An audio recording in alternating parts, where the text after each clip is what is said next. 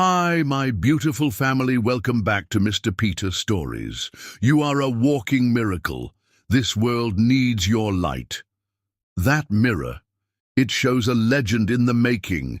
Yesterday, deleted. Today, your masterpiece. You're not just worthy, you're essential. Smile wide. You are wildly loved. Choose greatness. Live fearlessly. Your existence is a gift. You're not just family. You're my heart beating outside my body. Quick prayer for my family. Father, shower blessings on these precious souls. Fill them with unstoppable joy. Amen.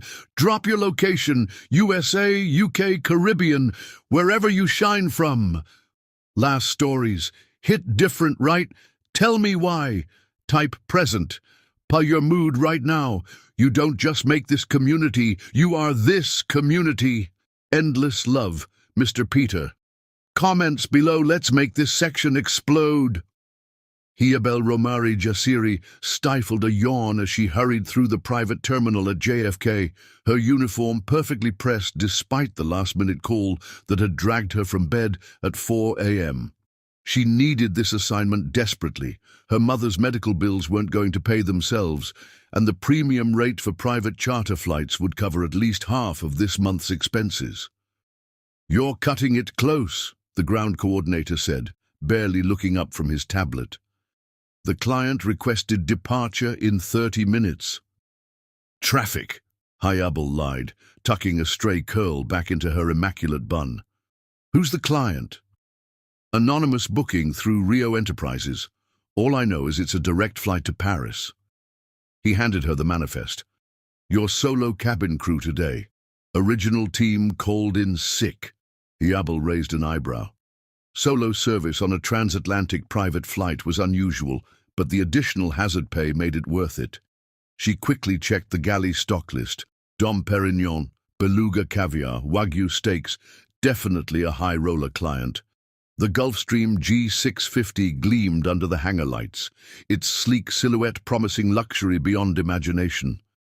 Hiabel performed her pre-flight checks with practiced efficiency, her mind calculating the tips she might receive if service went well. Every dollar mattered now. She was arranging fresh orchids in the main cabin when she felt it. That distinct shift in air pressure that came when the cabin door opened. Hiabel straightened, professional smile already in place as she turned. The smile froze on her face. The man who ducked into the cabin was not what she expected. Private jet owners were typically older, with the soft paunches and receding hairlines that came with decades of excess. This man was different. Tall and athletic with broad shoulders stretching the limits of his custom suit, he moved with the contained power of a predator. His sharp jawline was covered in precisely maintained stubble, and his rich brown hair had just enough length to suggest he couldn't be bothered with frequent cuts despite its obvious quality. But it was his eyes that stole Hiabel's breath, piercing hazel that shifted between green and gold, depending on how the light hit them. Those eyes assessed her now with unsettling intensity. "Good morning, sir," she managed, her voice steadier than she felt. "Welcome aboard." He didn't respond immediately, setting down his leather briefcase and removing his suit jacket with fluid grace. His silence stretched a beat too long. "Mr. Rio will be fine," he finally said, his voice a deep rumble that seemed to vibrate through her chest. Hiabel faltered. "You're Chandler Rio?" The billionaire tech mogul was notoriously private. The few photos in circulation showed him from a distance or partially obscured. A shadow of annoyance crossed his face. "Is that a problem?" "Not at all, Mr. Rio. May I take your jacket?" He handed it over, their fingers brushing momentarily. The simple contact shouldn't have sent electricity up her arm, but Hiabel found herself pulling away too quickly, as if burned. "Pre-departure champagne," she offered, desperate to regain her professional footing. "Coffee. Black." He settled into one of the plush leather seats, opening his laptop with clear dismissal. Hiabel retreated to the galley, grateful for the moment to compose herself. "Get it together," she scolded internally. So what if he was unfairly gorgeous? He was just another rich client who wouldn't remember her name 5 minutes after landing. By the time they were airborne, Hannibal had recovered her professional poise. She served Chandler his coffee with practiced grace, along with a selection of breakfast pastries he ignored. He worked in unbroken concentration, barely acknowledging her presence except to accept or decline service with minimal words. 3 hours into the flight, the first hint of turbulence rattled the cabin. Hannibal secured the galley and made her way to the passenger area. "Mr. Rio, we're expecting some turbulence. Please fasten your seatbelt." He looked up from his work, irritation flickering across his features. "I'm fine." The plane lurched suddenly, hard enough that Hannibal had to grab the nearest seat to steady herself. "Sir, I really must insist." The next drop was violent. The aircraft seemed to fall from beneath her feet, and Hannibal lost her balance completely. She tumbled forward, directly into Chandler Rio's lap. His reflexes were surprisingly quick. Strong hands gripped her waist, steadying her against him as the plane continued to bounce through rough air. For one suspended moment, Hannibal found herself pressed against his chest, her face inches from his. This close, she could see flecks of amber in his eyes, smell the expensive cologne that clung to his skin, feel the solid warmth of his body beneath her. I'm so sorry," she stammered, mortified and yet unable to move away while the plane continued to buck and sway. Chandler didn't immediately release her. Instead, his grip tightened fractionally, his eyes darkening as they dropped to her lips for the briefest second. "Are you all right?" he asked, his voice lower than before. The plane stabilized enough for Hannibal to regain her footing, and she pulled away, straightening her uniform with trembling hands. "Yes, fine. Thank you for catching me." His expression was unreadable, but something had shifted in the air between them, a current of awareness that hadn't been there before. "Perhaps I should fasten my seatbelt after all," he said, the corner of his mouth lifting in what might have been the ghost of a smile. Hannibal nodded, unable to trust her voice, and retreated to the jump seat in the galley, her heart hammered against her ribs. What was wrong with her? She'd handled handsome, powerful men before without losing her composure. But something about Chandler Rio bypassed all her professional detachment, speaking directly to a primal part of herself she generally kept locked away. Once the turbulence subsided, Hannibal busied herself preparing lunch, grateful for the familiar routine. As she arranged the seared scallops on Chandler's plate with artistic precision, she resolved to maintain absolute professionalism for the remainder of the flight. That resolution lasted until she served his meal. "Will there be anything else with your lunch, Mr. Rio?" she asked, setting down the plate. He closed his laptop, giving her his full attention for the first time since boarding. Under that focused gaze, Hannibal felt exposed, as if he could see through her uniform to the woman beneath. "Join me," he said, surprising her. "I beg your pardon. I dislike eating alone, and you must need a break." He gestured to the seat across from him. "Unless company during meals isn't permitted by your employer." "It's unusual," Hannibal admitted, hesitating. There was no specific rule against it, but in her 5 years of flying private charters, no one had ever made such a request. "I'm paying for the entire aircraft," he pointed out. "I believe that allows me some latitude with the usual protocols." Put that way, she could hardly refuse. Hannibal prepared a small plate for herself and sat across from him, hyper-aware of every movement. "What's your name?" he asked, taking a sip of the mineral water she'd served with lunch. "Hannibal Jassiri." "Unusual name." "My father was Ethiopian. My mother is Kenyan-American," she explained, unsure why she was volunteering personal information. "Hannibal means gift in Amharic." Something flickered in his eyes. Appropriate. The simple word, delivered in that deep voice, sent an unwelcome flutter through her stomach. Hayabel busied herself with her food, searching for a safe topic. "What brings you to Paris, Mr. Rio?" "Business." He offered no elaboration. Instead, he asked, "How long have you been a flight attendant?" "5 years, 3 with private charters."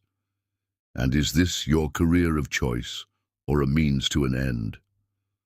The question was borderline insulting, implying her job was merely a stepping stone. Hayabel felt a flare of defensiveness. "I have a degree in international business," she said coolly. "This job allows me to see the world while supporting my family." Interest sharpened his gaze. "Supporting your family?" Hayabel hesitated, then decided there was no harm in basic facts. "My mother needs specialized medical care. The benefits are good, but the costs still add up." Something in his expression softened fractionally.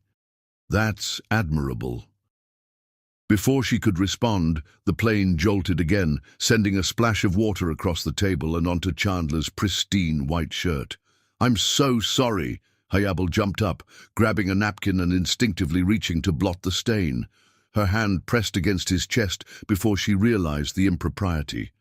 Beneath the damp fabric, she felt solid muscle and radiating heat. Chandler went perfectly still under her touch, but didn't pull away.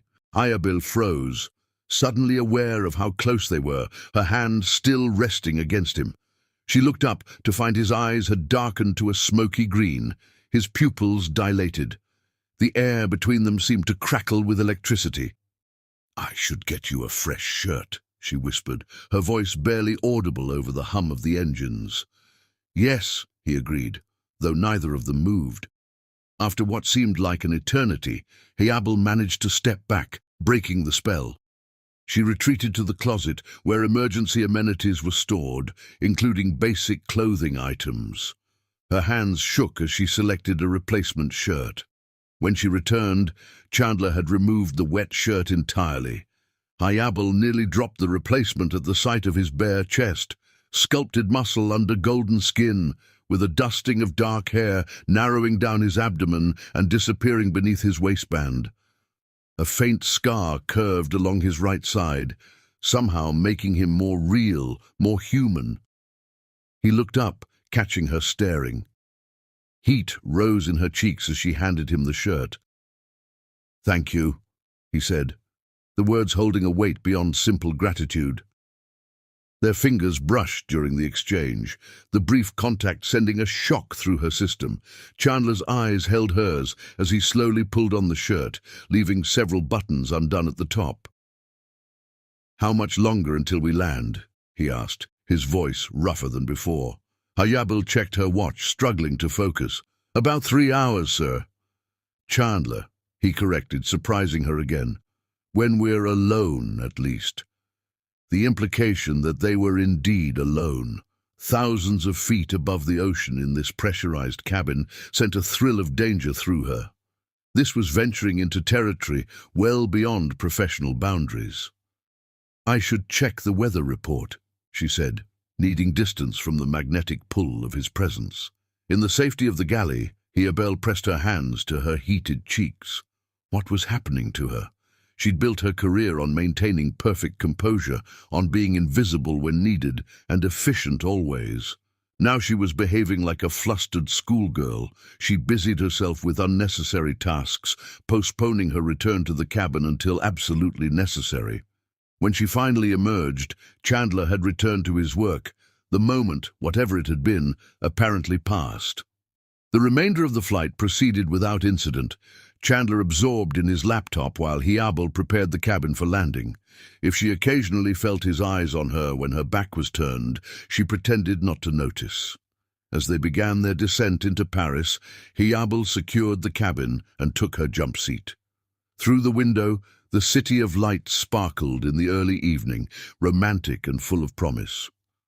"First time in Paris?" Chandler asked, surprising her with the conversational opening. "No, I've been several times for work," she replied. "Never long enough to truly explore it, though." He studied her thoughtfully. "That's a shame.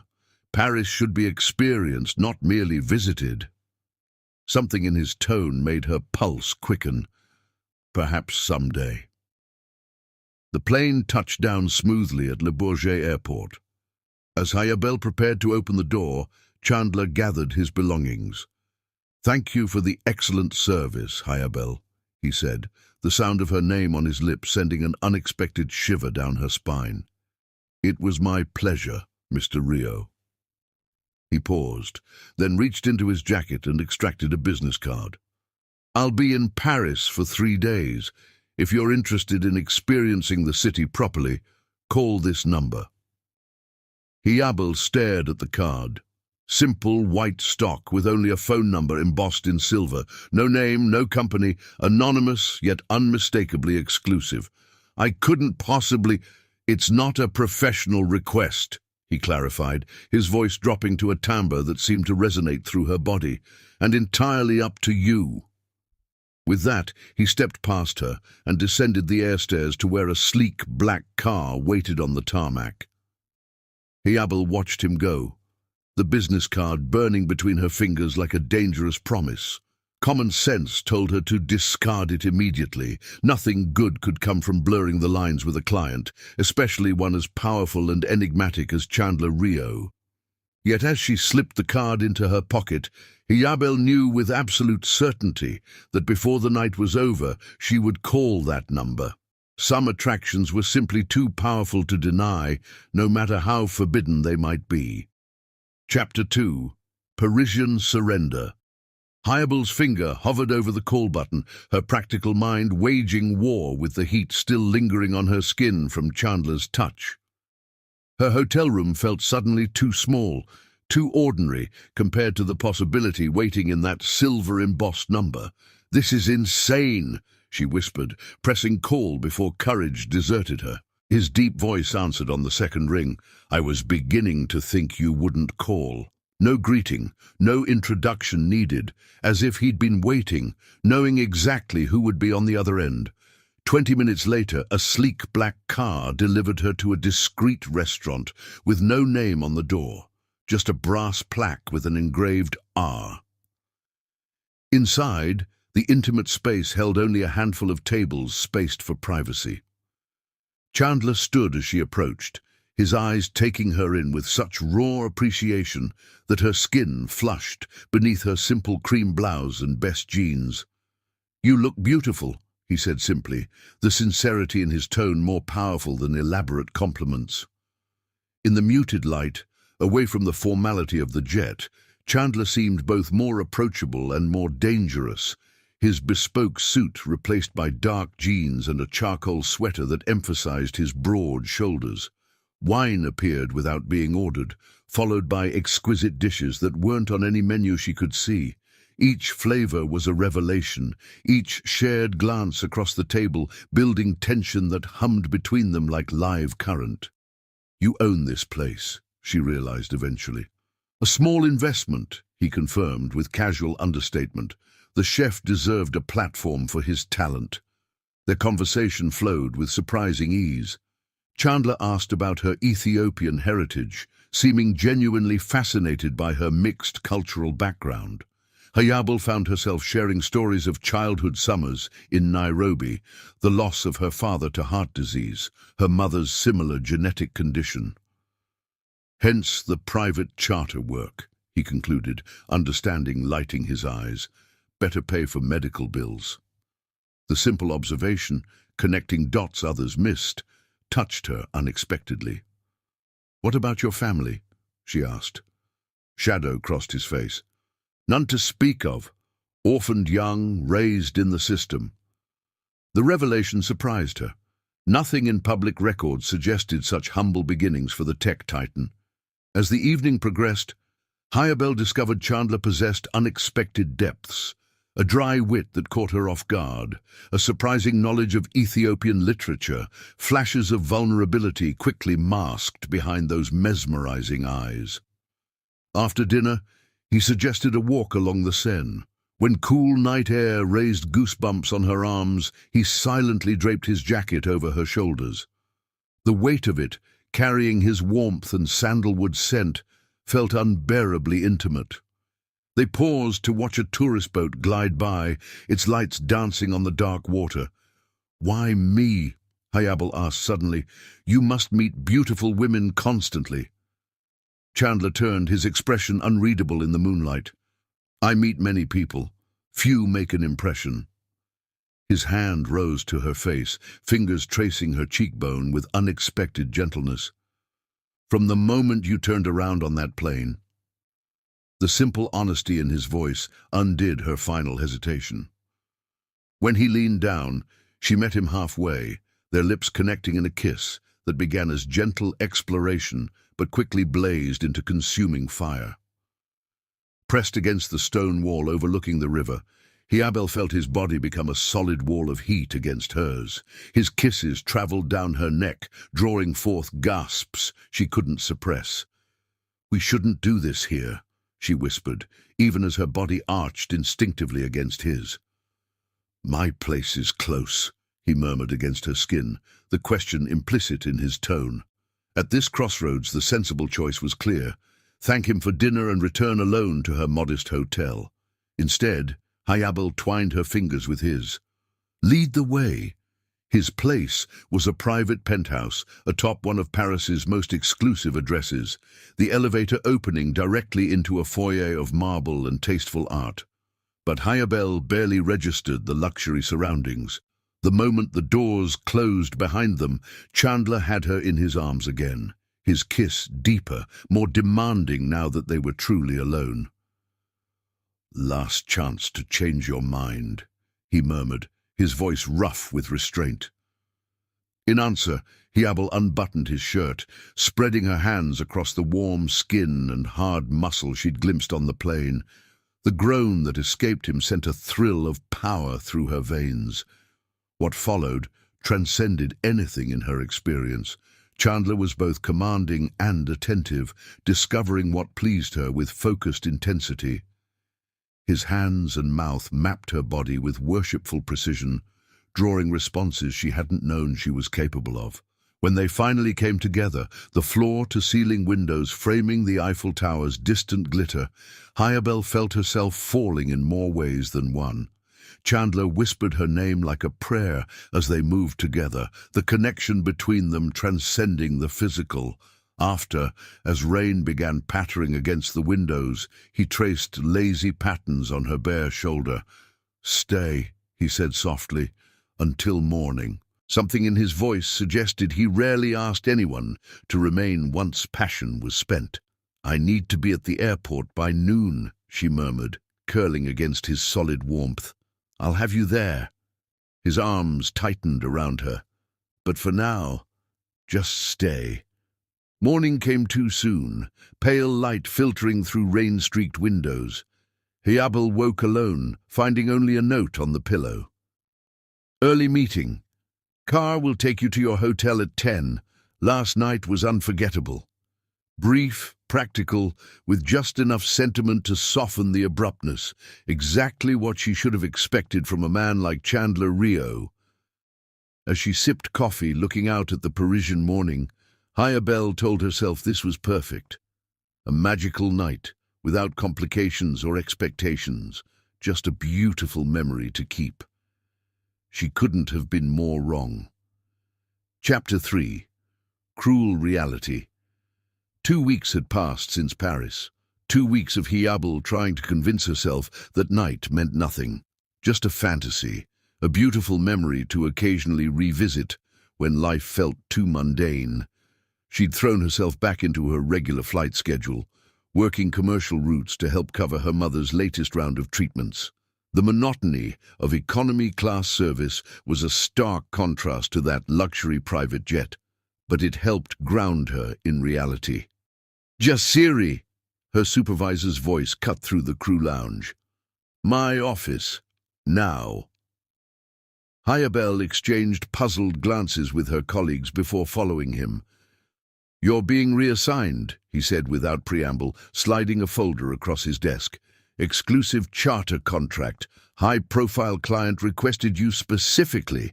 Hayabel's heart stuttered. Who's the client? Rio Enterprises. Paperwork just came through with a substantial exclusivity bonus. You leave tomorrow. She opened the folder with trembling fingers. a series of international itineraries spanning the next 3 months, all on the same Gulf Stream she'd flown to Paris, all requiring just one flight attendant. "This is unusual," she managed. "It's a career maker," her supervisor corrected. "VIP clients don't request specific crew without reason. Whatever impression you made, keep making it." That night, Hiabel called her mother. "It's wonderful news," her mother exclaimed. "Why do you sound worried?" Hiabel sighed. "It's complicated, Mama." "Ah!" Her mother's knowing tone came through clearly. "The client is attractive." "Mama, I wasn't born yesterday, Hiabel. Just be careful with your heart." The next morning found Hiabel at the private terminal again, heart pounding as she prepared the cabin with extra care. When would he arrive? What would he say? How should she act after their night together? The cabin door opened precisely on schedule. Chandler Rio stepped aboard in an impeccable suit, not a hint of recognition in his cold eyes as they swept over her. "Good morning, sir," she said, voice carefully neutral. "Coffee. Black." He moved past her to his seat, opening his laptop without another word. Hiabel froze, confusion and hurt washing over her. Had she imagined their connection? The chemistry in Paris? Throughout the flight to London, Chandler maintained rigid professionalism. He spoke only to request service, his tone clipped and impersonal. Not once did he use her name or acknowledge their shared history. By the time they reached cruising altitude, Hiabel was fighting back tears of humiliation. She'd been naive to think their night meant anything to someone like him. Clearly, she'd been just another conquest, pleasant enough to warrant exclusive service on his jets, but nothing more. In the galley, she took deep breaths, rebuilding her professional armor. Two could play this game. If Mr. Rio wanted perfect impersonal service, that's exactly what he would get. She served lunch with robotic efficiency, avoiding eye contact. Chandler took the plate without comment, but his fingers brushed hers deliberately during the exchange. The touch, brief as it was, sent electricity up her arm. When she turned to leave, his voice stopped her. "Are the cameras off?" Hiabel froze. "Excuse me. The cabin surveillance cameras. Are they off in this section?" Understanding dawned. "Yes. They're only active in the entry and rear areas." Chandler's entire demeanor changed instantly. The cold mask disappeared, replaced by the intense gaze she remembered from Paris. He set aside his plate and stood, closing the distance between them in one step. "Finally," he murmured, taking her face in his hands, "do you have any idea how hard it's been not to touch you the moment I walked on board?" Before she could process his transformation, his mouth captured hers in a kiss that left no doubt about his desire. Hiabel's confusion melted under the assault of sensation, her body responding instantly to his touch. When they broke apart, she pushed against his chest. "What game are you playing?" "You ignored me completely." "I had to." His expression turned serious. "Hiabel, listen carefully. My position makes discretion essential. The service staff, the pilots, they report what they see. Rumors spread. I can't risk anyone suspecting there's anything between us." "There's something between us?" She raised an eyebrow. A rare smile softened his features. "Why do you think I arranged this contract? 3 months of international flights with you as my dedicated attendant. So you can ignore me in public and kiss me when no one's watching." Her voice held more hurt than she intended. Chandler stepped back, running a hand through his hair.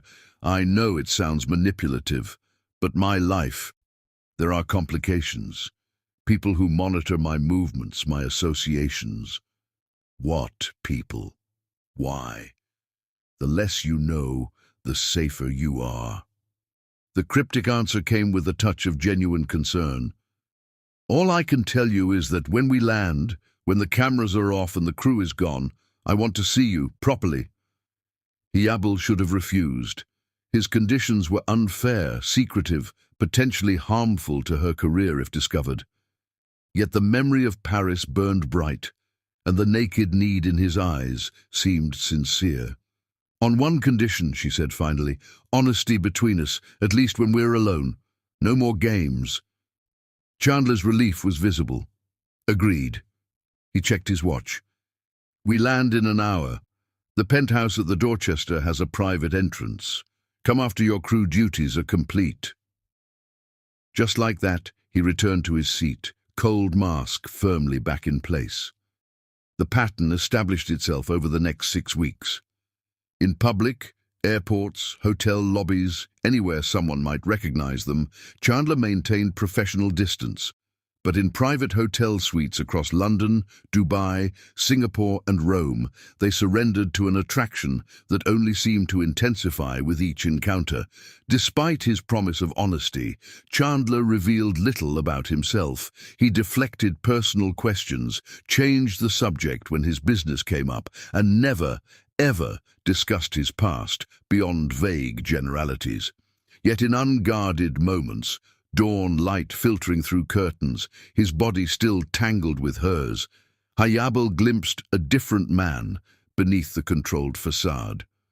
She saw it in the way he held her after nightmares he wouldn't discuss, in how he remembered every detail she shared about her mother, in the rare, genuine laugh she sometimes surprised out of him. Against her better judgment, Hayabel found herself falling for the real Chandler beneath the billionaire mask. Each time she promised herself to maintain emotional distance, to remember this was just physical. Each time she failed. Their 6th week took them to Dubai. After a particularly intense night together, Hayabel woke alone in the massive hotel suite. A note explained Chandler had an early meeting, with instructions to meet him at the airport that afternoon. As she showered and dressed, a wave of nausea hit her unexpectedly. She dismissed it as something from last night's exotic dinner, but by the time she reached the airport, the sensation had worsened dramatically. Chandler was already aboard when she arrived, engaged in a tense phone conversation. He barely acknowledged her presence. Midway through the flight, preparing service became impossible as another wave of nausea struck. Hayabel barely made it to the lavatory before emptying her stomach. Kneeling on the cold floor, a terrifying suspicion formed. When had her last period been? Before Paris. That couldn't be right. The realization hit her like physical blow. 6 weeks. She'd been with Chandler for 6 weeks, and not once had she thought about protection after that first night. The lavatory door rattled with a knock. "Hayabel, are you unwell?" Chandler's voice held genuine concern. "I'm fine," she managed. "Just something I ate."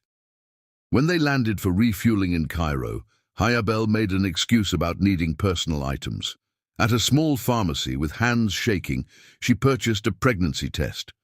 While waiting for the results, she picked up a financial magazine to distract herself. The cover made her blood freeze. Chandler's face stared back at her. "Tech Titan expands empire. Rio's $4.8 billion acquisition reshapes industry." The test result and the magazine cover swam before her eyes simultaneously, delivering a double shock that brought her to her knees in the pharmacy bathroom. Positive. She was pregnant with a billionaire's baby. A billionaire she realized she knew almost nothing about. Chapter 4. Irresistible Obsession. Hayabel sat frozen in the airport lounge, the pregnancy test hidden in her purse, the magazine open on her lap. Each new article she read about Chandler Rio only confirmed how little she truly knew him. Tech prodigy, ruthless negotiator, notorious recluse. The journalists painted him as brilliant but cold, innovative, yet intensely private. Nothing about his personal life appeared in any of the profiles, as if Chandler Rio existed only as a business entity. Her phone buzzed with a text from him. "Where are you? Departure in 20. With shaking hands, she replied, "On my way." She couldn't tell him. Not yet. Not until she understood what she wanted, what this meant for her future. One thing was certain, her life had just changed irrevocably. Back on the plane, Hayabel performed her duties with mechanical precision, fighting waves of nausea and conflicting emotions. Chandler seemed absorbed in work, barely noticing her distraction. When they reached cruising altitude, he finally looked up from his laptop. "You're pale. Are you still feeling unwell?" "Just tired," she lied. His eyes narrowed slightly, but he didn't press. "We'll be in Milan tonight. I've arranged for a doctor to see you at the hotel if necessary." The concern in his voice nearly broke her. This was the Chandler she was falling for, attentive, thoughtful. But was he real, or just another carefully constructed facade, like his public persona? "That won't be necessary," she said. "I just need rest." Milan brought fresh confusion. In their hotel suite, Chandler was unusually gentle, forgoing their typically passionate encounters to simply hold her. His tenderness made her secret feel even heavier. "Something's wrong," he said as they lay in darkness. "Beyond whatever made you sick today." Hayabel turned in his arms, studying his face. "Who are you really? And don't give me the standard evasion." Surprise flickered across his features. "You know who I am." "I know who you are in bed. I know the man who appears in brief, unguarded moments. But everything else?" She shook her head. "I saw the magazine today, the articles about you." Chandler's expression closed.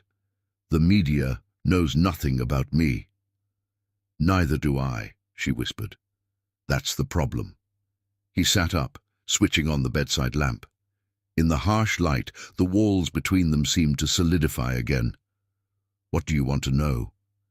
His tone suggested he was humoring her, not genuinely opening up. "Anything real, where you grew up, how you started your company, whether you have any friends, not just business associates. What makes you happy besides sex and acquisition deals?" A muscle ticked in his jaw. "Why the sudden interrogation?"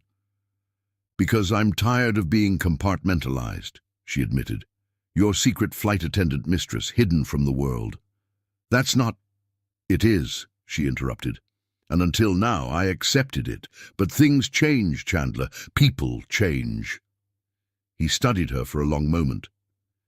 "You're right that I keep my life in carefully separated compartments. It's necessary." "Why?" Instead of answering, he rose from the bed, naked and unself-conscious, as he moved to the window. Against the backdrop of Milan's nightscape, his silhouette was both beautiful and remote. "I was 10 when my parents died," he finally said, his voice flat. "Car accident. No other family wanted me, so I went into foster care." Hayabel remained silent, afraid any interruption would break this rare moment of honesty. "The system teaches you quickly that attachment is dangerous. People leave, or they use you, or they hurt you." He turned to face her. "I learned to rely only on myself." "That's a lonely way to live," she said softly. "It's efficient." The coolness in his voice didn't match the pain in his eyes. "When I developed my first software at 19, I already understood that business and pleasure don't mix. Every relationship is transactional. Even ours." The question slipped out before she could stop it. Chandler's expression softened fractionally. "You're an anomaly. Something I never expected or planned for." It wasn't a declaration of love, but from Chandler it felt significant. Still, Hayabel needed more. "These walls you've built, they might protect you from hurt, but they also keep out everything good, real connection, trust." "Trust is luxury I can't afford," he said flatly. "Not in my position." "What does that mean? Are you in some kind of danger?" "Everyone in my orbit is potentially a target," he said cryptically. "Industrial espionage. Competitors who'd use any leverage. That's why I keep my private life absolutely separate from my public persona." "And which am I part of?" Your private life or just another business arrangement? Chandler crossed the room, kneeling before her on the bed. You're neither. You're the exception that makes me question every rule I live by. He kissed her then, with an intensity that suggested he was trying to communicate something words couldn't express. Hayabel surrendered briefly before pulling away. I need more than pretty words and amazing sex, Chandler. Something like fear flickered in his eyes. What are you asking for? The moment to tell him about the pregnancy hovered before her, but intuition held her back. This vulnerability he was showing remained fragile, new. Honesty, she said instead. Real connection when we're together, not just physical. He searched her face. I can try, but my life, my responsibilities, they won't change. It wasn't enough. Not really. But it was a start. We'll begin with small things, she suggested. Tell me one true thing about yourself each day. Something no one else knows. A ghost of a smile touched his lips. Negotiating terms. Considerate relationship R&D, she countered, using business language he might find less threatening. One truth per day, he agreed. Starting now? Hayabel nodded. Chandler took a deep breath. I dream about my parents' accident at least once a week. I wasn't in the car, but in the dreams I always am, trapped, unable to save them. The raw admission stunned her. Hayabel reached for him, pulling him close as his body trembled slightly with the release of this long-held secret. That night marked a shift in their relationship. Though Chandler maintained his public distance, their private moments gained a new dimension beyond the physical. True to his word, he shared one personal truth daily, small revelations that gradually built a more complete picture of the man behind the billionaire mask. She learned he collected first-edition science fiction novels, that he played piano, but only when completely alone, that he funded anonymous scholarships for foster children with aptitude in technology. With each revelation, Hayabel fell deeper, even as the secret of her pregnancy grew heavier. 2 weeks passed in this new pattern as they traveled from Milan to Tokyo to Sydney, their connection deepening while her morning sickness worsened. In Sydney, the breaking point came. Violently ill before a morning flight, Hayabel couldn't hide her condition any longer. Chandler found her hunched over the bathroom sink. This isn't food poisoning, he said, his voice tight with concern, and it's not going away. When she couldn't meet his eyes, understanding dawned on his face. He stepped back, calculation replacing concern. How long have you known? Since Cairo, she admitted. I was waiting for the right moment. 2 weeks. His voice was dangerously soft. You've known for 2 weeks and said nothing. I needed time to think, to understand what I want. And what exactly do you want, Hayabel? Now his tone turned cold. Financial support? Marriage? A convenient claim on my assets? The accusation struck like a physical blow. This was the ruthless businessman from the magazine profiles, not the man who'd held her through the night, sharing his private pain. I want nothing from you, she said, straightening despite her nausea. Not if that's what you think of me. What am I supposed to think? We were careful. Once. We were careful once in Paris. After that, she shook her head. We both got careless. Chandler's expression shifted through multiple emotions, anger, fear, calculation, and something else she couldn't name. We need to discuss options, he said finally, his tone clinical. The only option I'm considering is keeping this baby, Hayabel replied firmly, with or without your involvement. Something dangerous flashed in his eyes. That's not your decision alone. It absolutely is. She gathered her toiletries, moving past him. I'm not flying today. I'll book my own flight home. He caught her arm. You can't just walk away. Watch me. For several heartbeats they stood frozen in silent confrontation. Then, unexpectedly, Chandler's grip gentled. "Please," he said, the words sounding foreign on his lips. "Don't leave like this. Let me process the information." The vulnerability in his request stopped her. "What's to process? You've made your position clear. You think I got pregnant to trap you." "I didn't say that. You implied it. And that tells me everything I need to know about how much you truly trust me, despite all your pretty revelations." Pain flickered across his features. "Trust doesn't come easily to me." "Clearly." She pulled free of his grasp. "I'm going home, Chandler, to figure out my life without complication." "You're carrying my child," he said quietly. "There's no scenario where this isn't complicated." The truth of his words hung between them. Hayabel gathered her courage. "I release you from any obligation. I want nothing from you, no money, no acknowledgement, nothing. I'll raise this child alone." Something like panic crossed his face. "That's not acceptable. It's not your choice." "The hell it isn't." Suddenly he looked truly shaken. "I won't let my child grow up without a father. Not like I did." The genuine emotion in his voice caught her off guard. This wasn't about money or reputation. This was about his own abandoned child's self. "Then what do you propose?" she asked quietly. Chandler ran a hand through his hair, momentarily less composed than she'd ever seen him. "I need time to think, to make arrangements." "I'm leaving today," she said firmly. "I need space from this, from us." He nodded slowly. "Go home. Rest. But this conversation isn't over, Hayabel." The way he said her name, equal parts command and plea, almost weakened her resolve, but self-preservation won out. "Goodbye, Chandler." As she packed her belongings, Hayabel wondered if she was making the right choice. Walking away from the father of her child felt wrong, yet staying felt impossible after his accusations. What she didn't know was that as her plane took off for America, Chandler Rio was already making calls that would change both their lives forever. Chapter 5.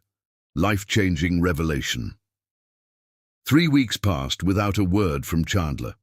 Hayabel had returned to her modest Brooklyn apartment, requested personal leave from the airline, and focused on her mother's care. The pregnancy remained her secret. She wasn't ready for her mother's questions, especially about the absent father.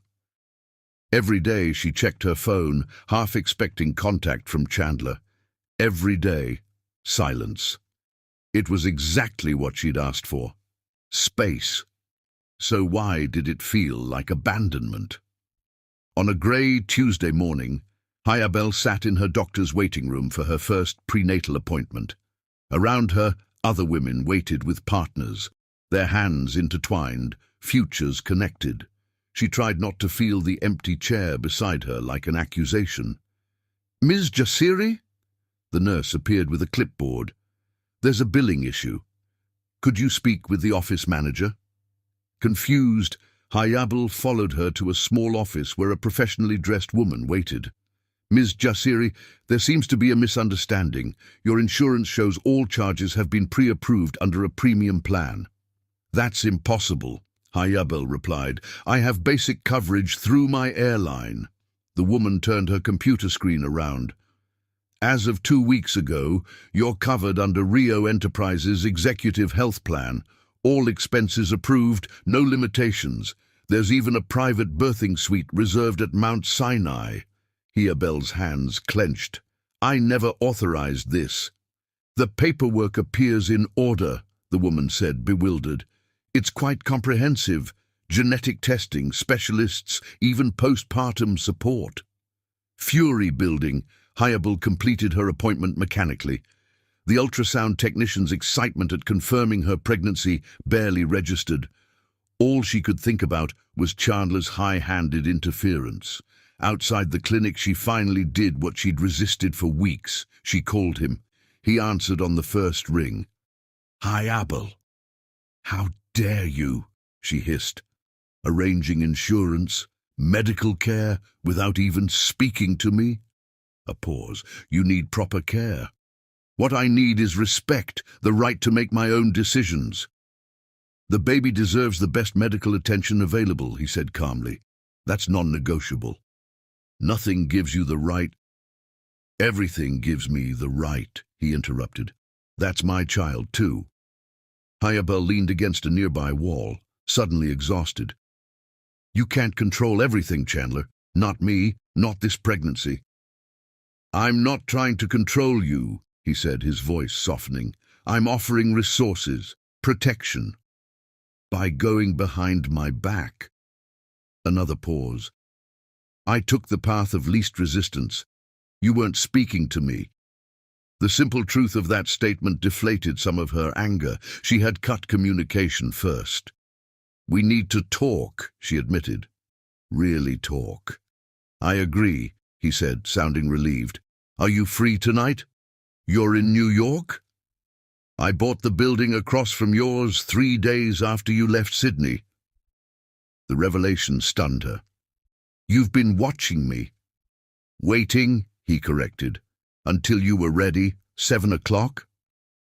Hayabel hesitated, then surrendered to the inevitable. Text me the address. The address turned out to be a penthouse in a newly renovated building with perfect views of the Manhattan skyline. When the private elevator opened directly into the apartment, Hayabel found Chandler waiting, dressed casually in jeans and a simple button-down shirt, more approachable than she'd ever seen him. Thank you for coming, he said formally, as if they were business associates rather than lovers expecting a child together. Nice place, she observed, taking in the minimalist luxury. Convenient timing on the purchase. A hint of a smile touched his lips. I bought it 6 months ago as an investment property. The location became suddenly more valuable recently. Because I live nearby? Precisely. The unexpected honesty disarmed her. Hayabel moved further into the space, maintaining distance between them. I had an ultrasound today, she said, watching his reaction carefully. The baby looks healthy, 7 weeks along. Something shifted in Chandler's expression, a softening, a vulnerability she rarely glimpsed. Do you have pictures? The eagerness in his voice surprised her. She extracted the ultrasound printout from her purse, handing it over. Chandler stared at the grainy image with unexpected reverence, tracing the small bean-shaped outline with his finger. Our child, he whispered, so quietly she almost missed it. The moment felt too intimate, too real. Hayabel stepped back. We need to establish boundaries, Chandler. You can't just take over my medical care without asking. He looked up from the ultrasound. You're right. I apologize for overstepping. The simple apology, something she'd never heard from him before, caught her off guard. That said, he continued, I want to be involved, completely involved, and I want to ensure you both have everything you need. Define involved, she said cautiously. Chandler set the ultrasound down carefully, as if it were made of glass. Move in with me. Excuse me? Not here, he clarified. I have an estate in Virginia, private, secure, with full medical facilities nearby. You could continue your pregnancy in comfort, away from press scrutiny. You can't be serious. Entirely serious, he gestured around them. Once the media discovers I'm having a child, they'll descend like vultures. Your privacy, your safety, both will be compromised. So I'm supposed to just disappear to your country estate? What about my mother? My life? Your mother would have the best care money can provide. Private nurses, specialists, whatever she needs. The offer tempted Hayabel more than she wanted to admit. Her mother's medical bills had been crushing her for years. And what exactly would this arrangement entail? She asked carefully. What would I be to you? Your mistress? Your baby's incubator? Pain flashed across his features. Is that really what you think of me? I don't know what to think, she admitted. 3 weeks of silence followed by this grand proposal. It feels like a business transaction. Chandler ran a hand through his hair, a rare gesture of frustration. I spent those 3 weeks consulting with security experts, medical specialists, legal advisors, preparing properly. For what? For fatherhood, he said simply. For protecting what's mine. Something in his phrasing sent a chill through her. The baby and I aren't possessions, Chandler. Poor word choice, he conceded. But my point stands. I want to be a father to this child, a real, present father, and I want you safe and cared for. The sincerity in his voice was undeniable. Whatever his faults, Chandler seemed genuinely determined to be involved in their child's life. I need time to think, she said finally. This is a lot to process. He nodded, maintaining a careful distance between them. Of course. But there's something else you should see before you decide. Chandler retrieved a tablet, pulling up a browser window. The headline made Hiabel's blood run cold. Ryo's secret romance. Tech billionaire spotted at OBGYN clinic. The grainy photo showed Chandler's car outside her doctor's building. Though she wasn't visible in the image, the implications were clear in the article's speculative text. It's already starting, he said quietly. My security team intercepted this before publication, but others will follow. Once they identify you, your life becomes public property. Fear crept up Hiabel's spine. She'd never considered the media implications of carrying a billionaire's child. The Virginia property is unlisted, unknown to the press, Chandler continued. You would have complete privacy there. And what about us? She asked, finally addressing the elephant in the room. Where do we stand? Something vulnerable flickered in his eyes. I don't have answers for that yet, but I know I want you in my life, beyond just co-parenting. That's not exactly a declaration of love, she observed. Would you believe one if I made it? He challenged gently. After everything. The question struck home. Would she trust any emotional proclamation from him now? Or would she always wonder if it was motivated by duty to his child? No, she admitted, I wouldn't. Then I won't insult you with words I need to earn the right to say.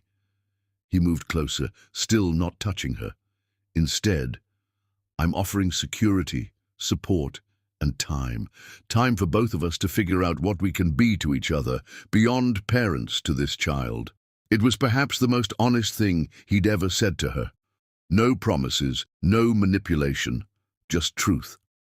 I need to speak with my mother, Hiabel said finally, and I have conditions. Name them. My mother stays with me in Virginia. I maintain my financial independence, my own accounts, my own money. And I want everything in writing, including shared custody arrangements. If her businesslike approach surprised him, Chandler didn't show it. Instead, he nodded with what looked like respect. I'll have the paperwork drawn up tomorrow. Anything else? Hiabel summoned her courage. Separate bedrooms. Whatever was between us before, it's on pause until I decide otherwise. This condition visibly affected him. His jaw tightened, but he nodded. As you wish. An uncomfortable silence fell between them.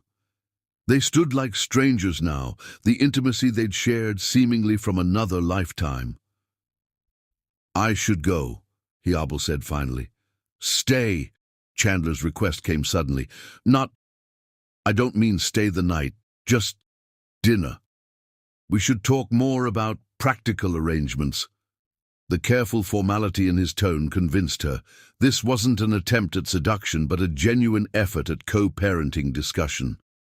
Dinner, she agreed. Just talking. As they moved to the kitchen, where Chandler surprisingly prepared a meal himself rather than ordering in, Hiabel wondered if she was making a monumental mistake. Moving to Virginia meant tying her life to his indefinitely. It meant trusting a man who had kept most of himself hidden from her until now. Yet, as she watched him earnestly describing the estate's features, focusing on medical facilities and security rather than luxury. She glimpsed something new in Chandler Rio, a man determined to overcome his own damaged childhood by being a dedicated father. That night, returning to her apartment, Hayabel made her decision, not for Chandler, not even for herself, but for the tiny life growing inside her, a child who deserved every advantage, including a father who wanted desperately to be present.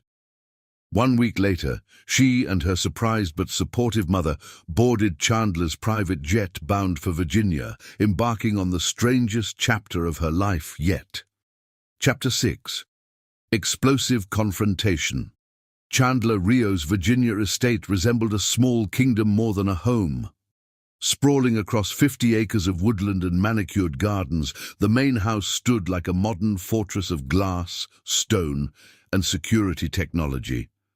For 2 weeks, Hayabel and her mother settled into their wing of the mansion, completely separate from Chandler's private quarters. True to his word, he arranged world-class medical care for both women while maintaining a respectful distance.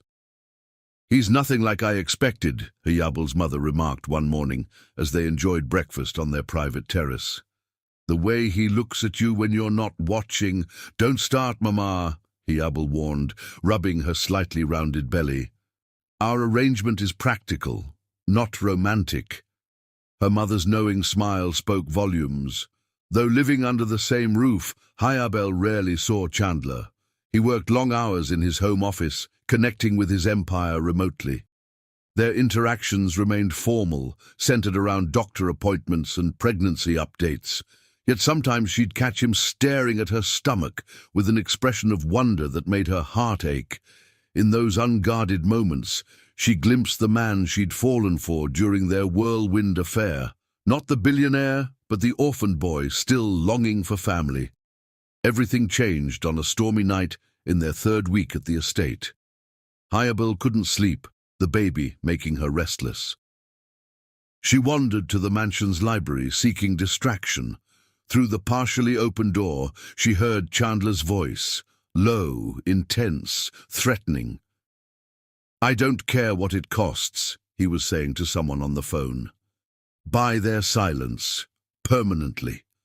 A chill ran through her. If they run that story, use the contingency plan. Their entire board of directors has skeletons. Make it clear what they'll lose. Hayabel backed away, but the antique floorboard beneath her creaked. Chandler looked up sharply, eyes narrowing as he spotted her. "I'll call back," he said into the phone, then focused fully on her. "You shouldn't be up this late." "Neither should you," she countered, entering the room despite her instinct to flee. "Who are you threatening?" His expression hardened. "Business, nothing for you to worry about." It sounded like intimidation, blackmail. "Media containment," he corrected coolly. "A tabloid obtained photos of you entering your doctor's office. They're running an expose connecting us." Hayabel's hand went protectively to her stomach.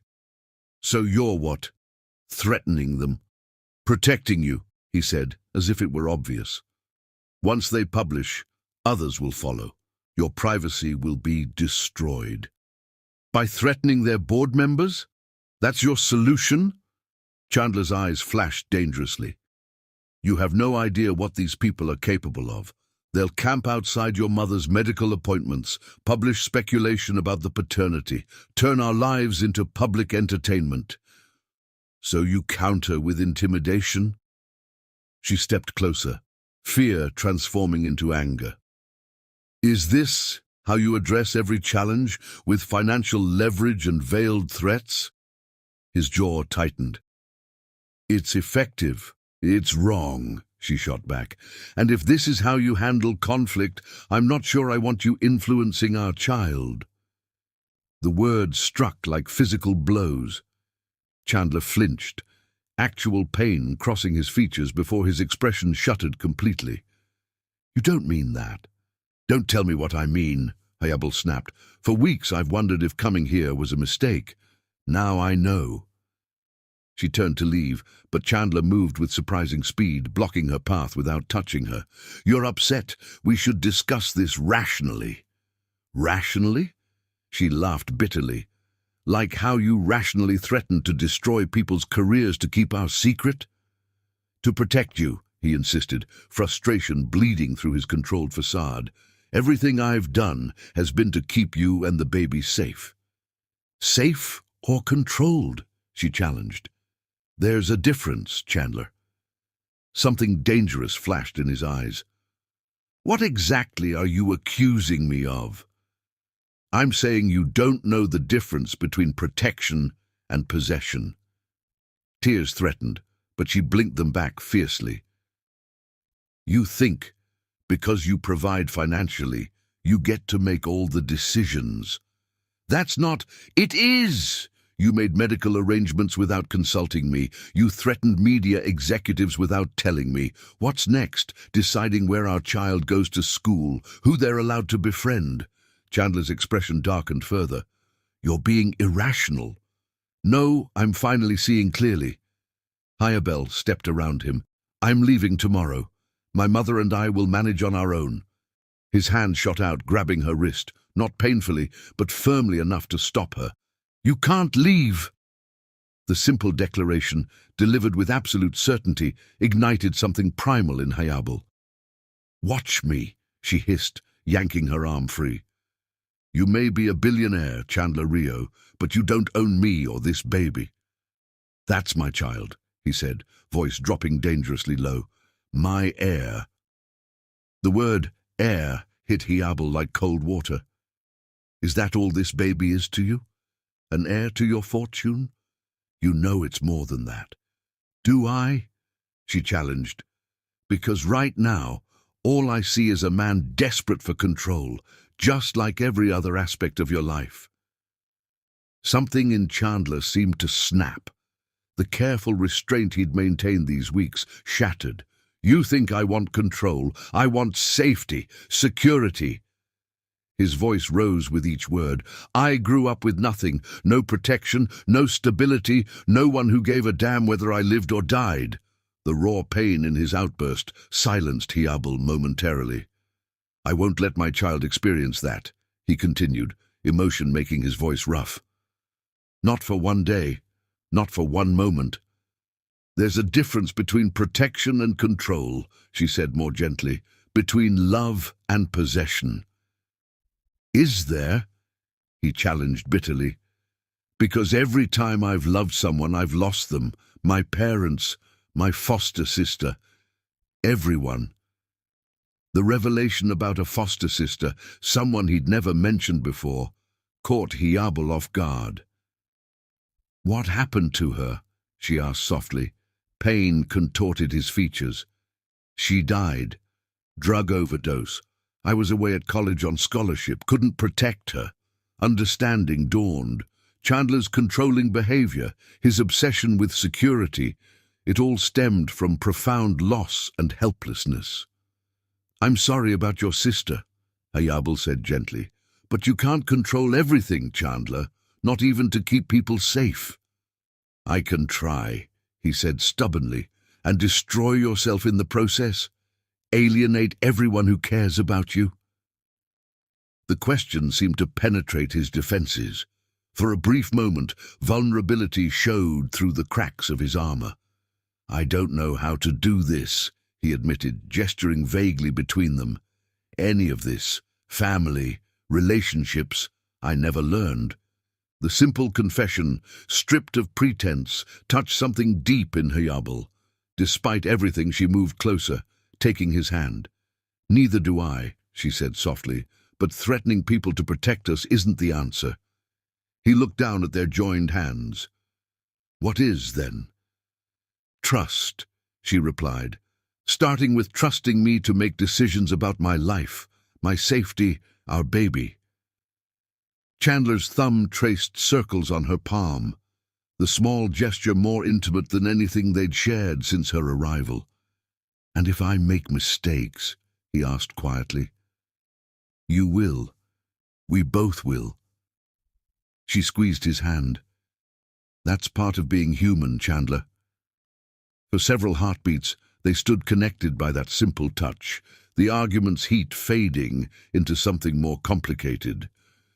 "Don't leave," he said finally, the words falling somewhere between command and plea. "Stay. We'll find better solutions together." Before she could answer, a sharp pain lanced through Hyabel's abdomen. She gasped, doubling over. "Hyabel!" Alarm replaced everything else in Chandler's expression. Another spasm hit, stronger this time. When she straightened, horror filled her as she noticed blood staining her nightgown. "Something's wrong," she whispered, fear choking her. "The baby—" Chandler's response was immediate. In one fluid motion, he swept her into his arms, already calling for his security team as he carried her toward the door. "Get Dr. Brennan here now," he commanded into his phone. "Medical emergency." As consciousness began to fade from pain and fear, Hyabel clutched his shirt, anchoring herself to his solid presence. "Don't let anything happen to our baby," she pleaded. The last thing she saw before blackness claimed her was Chandler's face, all pretense gone, replaced by naked terror as he ran with her through the mansion's corridors. "Stay with me," he was saying over and over. "Please, Hyabel, stay with me." In that moment of crisis, with her blood staining his clothes and panic in his eyes, one truth crystallized through her fading consciousness. Whatever his flaws, Chandler Rio wasn't just concerned about an heir. He was a man terrified of losing his family all over again. Chapter 7. The Proposition. Beeping monitors greeted Hyabel when she regained consciousness. The private medical suite in Chandler's mansion was equipped like a hospital room, with state-of-the-art equipment surrounding her bed. "You're awake." Her mother's relieved voice came from beside her. "Thank God." "The baby?" Hyabel asked immediately, her hand flying to her stomach. "Stable," her mother assured her, "but it was close. Placental abruption. The doctor said stress likely triggered it." Hyabel closed her eyes, relief washing through her. "How long was I out?" "Almost 12 hours. Her mother squeezed her hand. "Chandler hasn't left the hallway. The doctor wouldn't let him in, said you needed complete calm." As if summoned by his name, the door opened to reveal Chandler. He looked wrecked, unshaven, still wearing the blood-stained shirt from last night, dark circles under his haunted eyes. "I'll give you two some privacy," her mother said, slipping out despite Hyabel's pleading look. Chandler approached cautiously, as if afraid she might shatter. "How are you feeling?" "Better." Hyabel shifted uncomfortably. "The baby's okay." He nodded, remaining at a careful distance. "Dr. Brennan says with proper rest and monitoring, you should carry to term. But no stress, no travel, complete bed rest for at least 2 weeks." Silence stretched between them, heavy with unspoken words. "I almost lost you both," he finally said, his voice raw, "when I saw the blood." Hyabel had never seen him so undone. The controlled billionaire was gone, leaving only a terrified man in his place. "I'm still planning to leave," she said quietly, "once it's medically safe." Pain flashed across his features. "I understand why, after last night." "It's not just last night, Chandler." "I know." He ran a hand through his disheveled hair. "But I'm asking you to reconsider, not for my sake, but for our child's. Our child needs parents who respect each other's boundaries." "Agreed."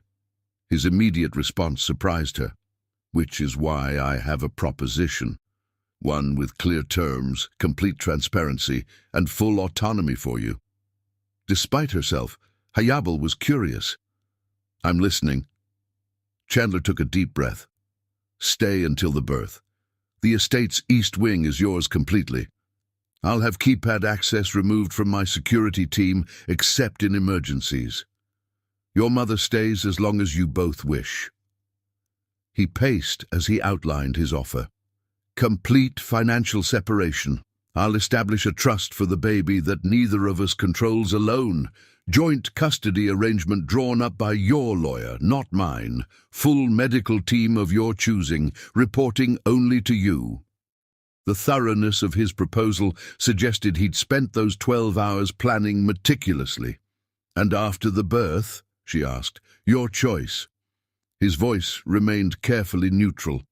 "You can stay, raising our child here with separate living arrangements, or establish your own residence nearby with my financial support." She studied him skeptically. "And what do you get from this?" "Time," he answered simply. "Time to prove I can change, to learn how to be a father without controlling everything, to earn back whatever trust I've lost." The vulnerability in his request seemed genuine, yet Hayabel remained cautious. "You don't just want a child, Chandler. You want an heir." He flinched. "I used that word in anger. It was wrong." "But true," she pressed. "Your empire needs a successor. My company has succession plans that don't depend on my bloodline." He moved closer, his expression earnest. "What I want, what I never thought I'd have, is family. Real family." Something in his tone made her heart ache, despite her reservations. "The controlling behavior, the threats," she said. "That can't continue." "I know." He hesitated, then added reluctantly, "I've scheduled sessions with Dr. Harrison. She specializes in trauma-based control issues." The admission stunned Hayabel. Chandler Rio, seeing a therapist. The man who barely admitted to having emotions was seeking professional help. "This isn't manipulation," he continued, misreading her silence. "It's acknowledgement that I need to change. For our child, for any hope of—" He trailed off. "Of what?" she prompted. His eyes met hers directly. "Of any future where you might consider me more than just your child's father." The simple honesty of his statement cut through her defenses. This wasn't the calculated businessman speaking, but the man she'd glimpsed in their most intimate moments. "I can't make promises about us," she said carefully. "Too much has happened. I'm not asking for promises, just opportunity." He finally closed the distance between them, though he didn't touch her. "Stay, let me prove through actions, not words, that I can be better." Hayabel considered her options. Leaving meant raising her child alone, constantly looking over her shoulder for paparazzi, struggling financially despite whatever support Chandler provided. Staying meant security, world-class medical care, and the chance for their child to know both parents. "I need something else," she said finally. "Name it."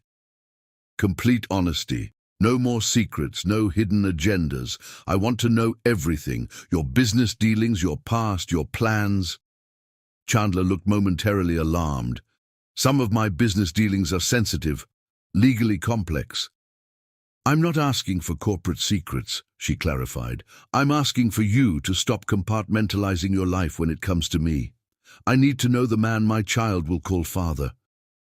He considered this, struggle evident in his expression. Transparency clearly terrified him more than financial commitments. "I can try," he said finally. "It won't be easy, but I can try." It wasn't a ringing endorsement, but the honesty of his uncertainty felt more genuine than a smooth promise. "One more condition," Hayabel added. "Regular family dinners. Just the three of us. You, me, and my mother. No business calls, no distractions." A ghost of a smile touched his lips. "You're negotiating like a pro." "I learned from watching you," she replied, surprising herself with the light banter. "Your mother, Esther, she's remarkable," Chandler said unexpectedly. "While you were unconscious, she sat with me in the waiting room. Instead of blaming me for your condition, she shared stories of your childhood, your father's passing, her own struggle with heart disease. She has your strength." Hayabel felt tears well up. Her mother, always the peacemaker, building bridges even in crisis. "She believes people deserve second chances. After my father died, she had to reinvent herself completely." She mentioned working as a literature professor before her illness progressed, Chandler added. I've already ordered first editions of her favorite Ethiopian authors for the library. This glimpse of Chandler connecting with her mother, not just as a patient to support, but as a person to know, touched Hayabel deeply. Family wasn't just about biology, it was about these small moments of genuine care. Their eyes held for a moment, connection flickering between them despite everything. "Deal," he said softly. As if on cue, the baby chose that moment to move, a flutter so subtle Hayabel might have missed it if she weren't lying completely still. Her hand went instinctively to her stomach. "What is it?" Alarm filled Chandler's voice. "Nothing bad," she assured him. I just felt the baby move." Wonder replaced concern on his face. "Really?" Without thinking, she reached for his hand, placing it where she'd felt the movement. "Just wait. It might happen again." They remained frozen in that position, his warm palm against her stomach, both barely breathing as they waited. When nothing happened, disappointment crossed his features. "It's still early," she said. "You'll feel it eventually." Chandler didn't withdraw his hand immediately. "Thank you," he said quietly. "For what?" "For giving me another chance, for protecting our child even when you're angry with me. For," he seemed to struggle with the words, "for showing me what family could mean." The simple sincerity in his voice touched something deep inside her. Despite everything, Hayabel found herself wanting to believe in his capacity to change. "Don't make me regret it," she warned softly. He finally withdrew his hand, straightening. "I should let you rest. Doctor's orders." As he turned to leave, Hayabel called after him. "Chandler?" He paused at the door, looking back. "Change your shirt," she said, gesturing to the bloodstains, "and get some sleep. You look terrible." The ghost of a smile returned to his lips. "Yes, ma'am." After he left, Hayabel placed both hands on her stomach, focusing on the tiny life inside her, the life that had almost been lost, the life that had somehow brought her into Chandler Rio's orbit permanently. "We're staying for now, little one," she whispered. "Let's hope your father meant what he said." What she didn't know was that Chandler stood just outside her door, his forehead pressed against the wall, eyes closed in silent gratitude for this second chance he knew he didn't deserve, but desperately wanted to earn. Chapter 8. Walls crumbling. The weeks following Hayabel's medical scare brought unexpected changes to life at the Rio estate. True to his word, Chandler respected her boundaries while fulfilling his promise of transparency. Family dinners became a nightly ritual. Initially stiff and awkward, they gradually evolved into genuine connection. Chandler, unused to casual conversation, made visible efforts to engage with both women. "You never mentioned you spoke Amharic," Hayabel's mother said one evening after Chandler surprised them by thanking her in her native language for passing the bread. "I've been learning," he admitted, almost embarrassed, "online lessons during conference calls." Hayabel caught the significance. He was studying her heritage, preparing to share cultural connections with their child. As her pregnancy progressed into the 4th month, Hayabel's strength returned. Dr. Brennan lifted some restrictions, allowing her to walk the estate's extensive gardens. Often, she'd find Chandler waiting by the greenhouse, timing his breaks to coincide with her daily exercise. Pure coincidence, he claimed unconvincingly the first time, falling into step beside her. These walks became their sanctuary, neutral ground where barriers gradually lowered. Chandler spoke of his childhood, revealing painful details of foster homes and struggle. Hayabel shared dreams she'd never voiced aloud, of finishing her business degree, perhaps starting a foundation for children with heart conditions like her mother's. "I could help with that," he offered, then immediately backtracked, "not controlling it, just resources, connections." She smiled at his careful correction. "I'd like that." Though living in separate wings, their lives became increasingly intertwined. Chandler attended every doctor's appointment, his face transforming with wonder at each ultrasound. When they learned they were having twins, his normally controlled demeanor cracked completely, revealing raw emotion that moved even the technician to tears. "Two?" he whispered, staring at the screen. "We're having two babies?" The "we" wasn't lost on Hayabel. Despite their complicated relationship, they were unquestionably in this together. One stormy evening, a violent thunderstorm knocked out power to part of the estate. Hayabel, terrified of storms since childhood, found herself panicking in the darkness. Her mother was visiting friends in town. Alone and frightened, Hayabel made her way through darkened hallways toward Chandler's wing, a boundary she hadn't crossed since arriving. A crash of thunder sent her running the final distance. She found him in his study, working by candlelight. "Hayabel." Concern filled his voice at her disheveled appearance. "The storm," she explained simply, embarrassed by her fear. Without question, Chandler moved to her side, guiding her to the leather sofa. As lightning illuminated the room, he noticed her trembling. "You're afraid of storms," he realized, voice softening. "Childhood trauma," she admitted. "Sorry for barging in." "Never apologize for needing help," he said firmly, wrapping a cashmere throw around her shoulders. They sat in candlelight as the storm raged, Chandler distracting her with stories of his early coding days. When a particularly violent thunderclap made her jump, he hesitantly opened his arms. "May I?" The simple request, asking permission rather than assuming, moved her deeply. Hayabel nodded, allowing herself to be drawn against his chest. The familiar warmth of his body, the steady beat of his heart beneath her ear, sensations she'd denied herself for months, broke something inside her. Tears came unbidden. "I miss you," she whispered, the admission escaping before she could stop it. Chandler's arms tightened around her. "I'm right here." "No." She pulled back enough to see his face in the flickering light. "I miss us. What we had before, everything got so complicated." Vulnerability filled his eyes. "So do I. Every day." The honesty between them felt more intimate than any physical touch.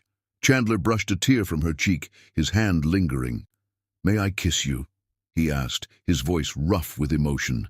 Again, the question rather than presumption. Hayabel nodded, closing her eyes as his lips met hers.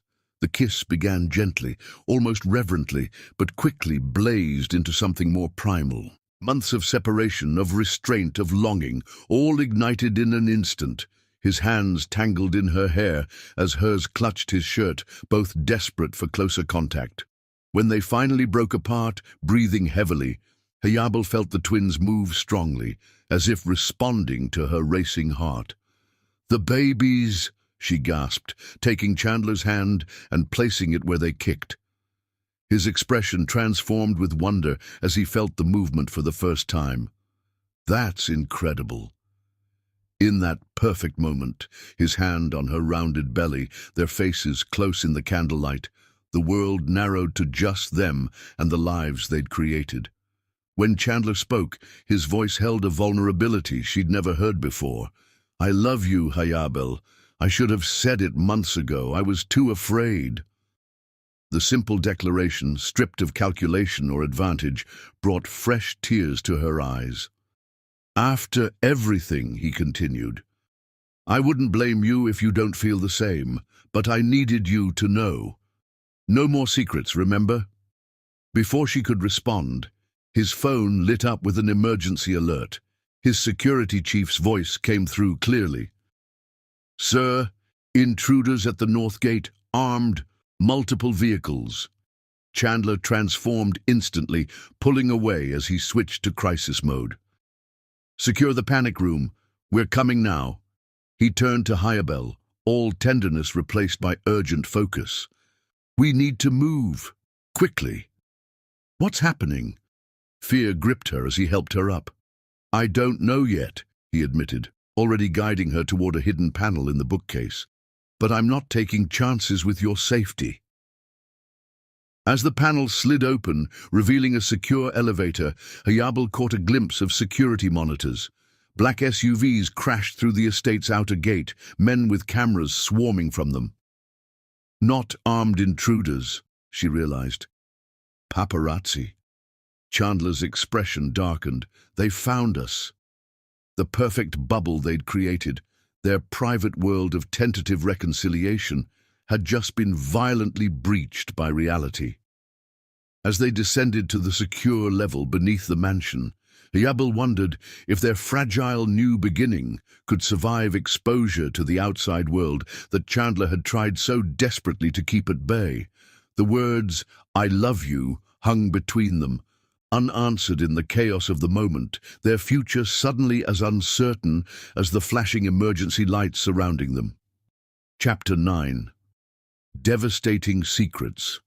The paparazzi invasion changed everything. Though Chandler's security team quickly removed the intruders, the damage was done. By morning, photos of the Rio estate, along with speculation about Hayabel's identity, dominated tabloid headlines.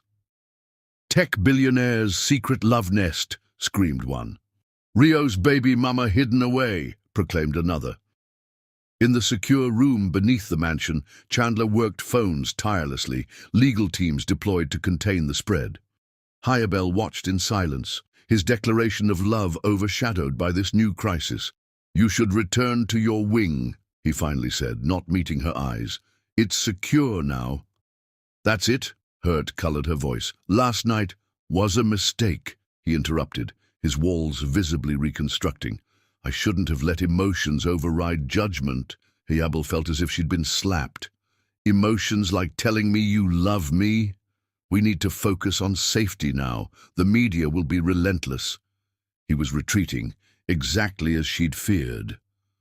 The vulnerability of last night replaced by the controlled businessman she'd first met. Over the next week, Chandler became increasingly absent, consumed with damage control. When present, he was distant, discussing security measures and media strategies rather than their relationship. The twins moved restlessly inside her, as if sensing her distress.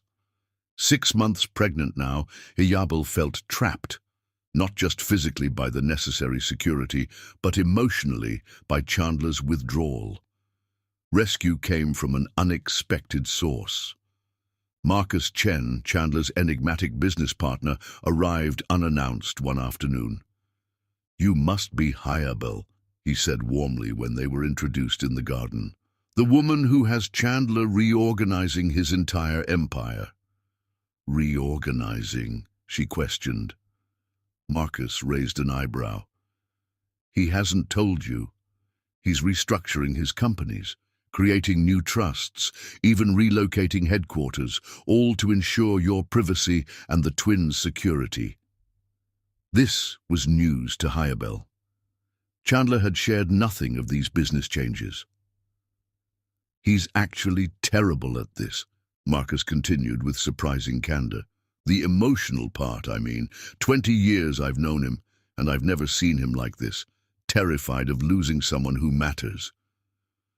When Marcus invited her to attend the charity gala Chandler was hosting that weekend, Hayabel hesitated.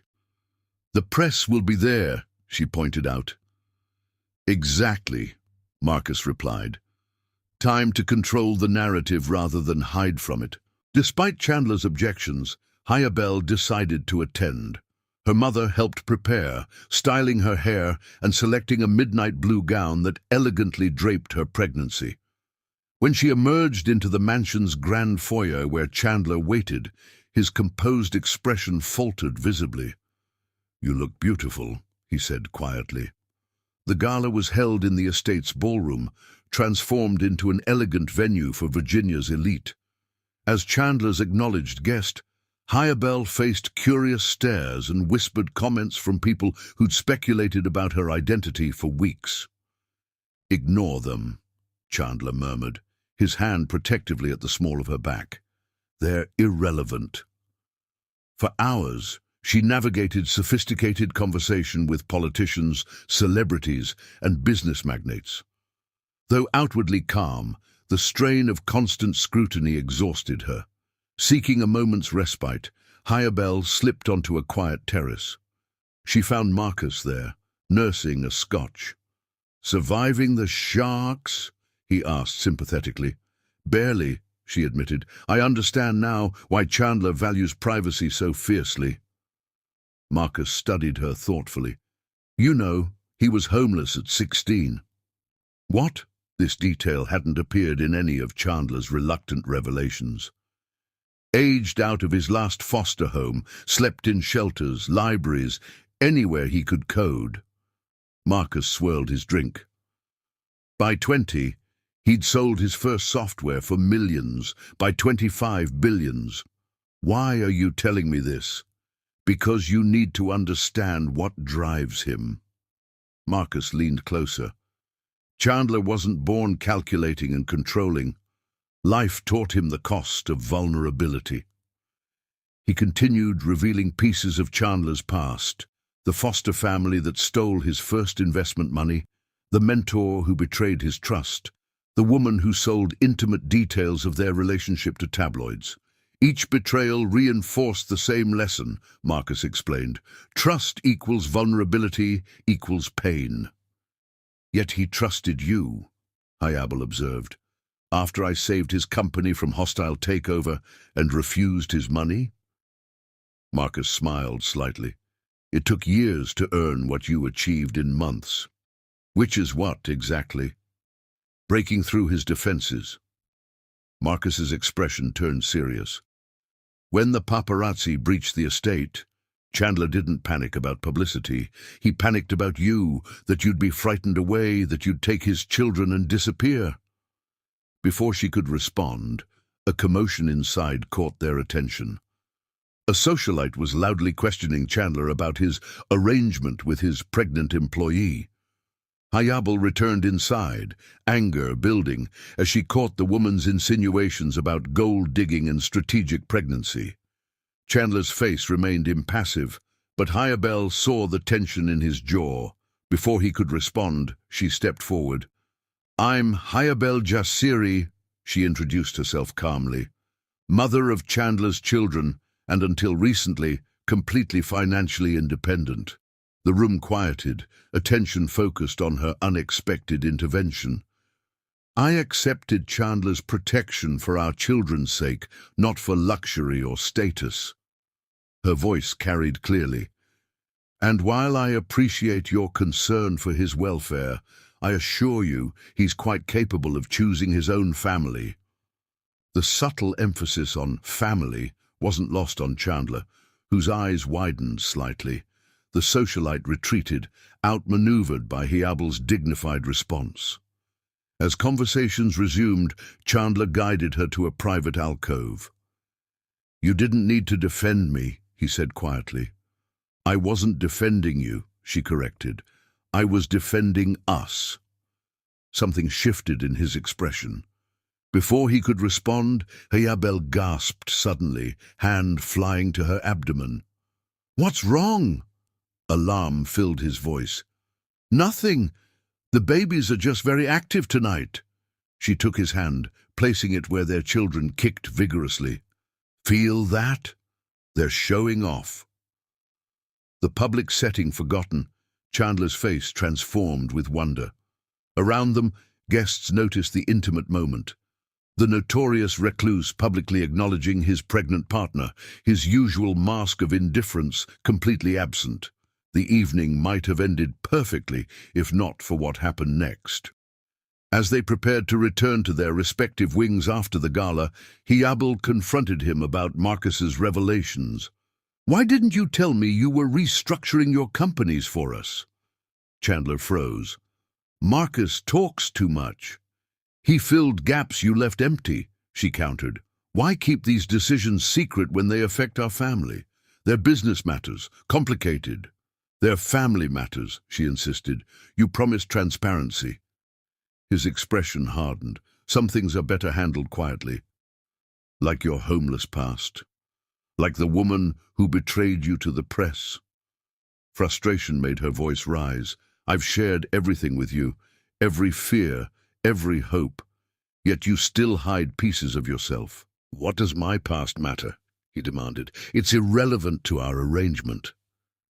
Arrangement? The word stung. Is that what this is? What happened to I love you? Pain flashed across his features. Hayabel, no. She stepped back. You don't get to retreat every time you feel vulnerable. Relationships require risk, Chandler. If you can't take that risk, then what are we doing? Their argument escalated, years of Chandler's defensive patterns clashing with Hayabel's need for emotional honesty. Words were exchanged that couldn't be easily withdrawn, wounds reopened that had barely begun healing.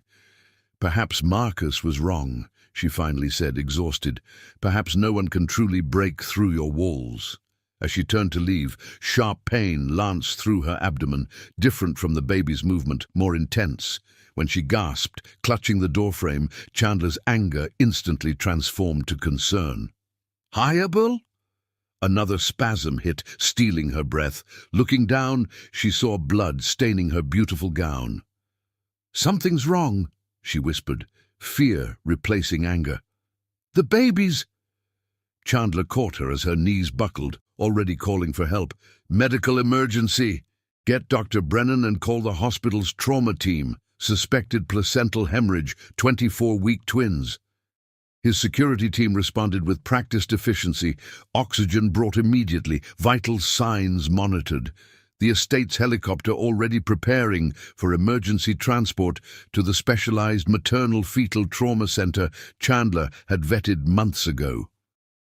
The last thing she saw was his face above hers.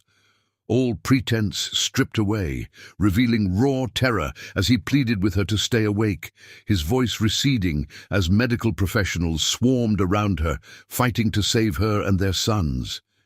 In that moment of crisis, with their children's lives at risk, nothing else mattered.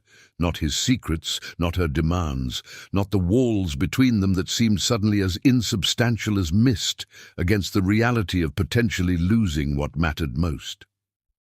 Chapter 10. Heart-stopping revelation, white walls, antiseptic smell, beeping monitors. Hayabel drifted back to consciousness in a hospital room that was decidedly not Chandler's home medical suite. You're at Mount Sinai, her mother's voice came from beside her.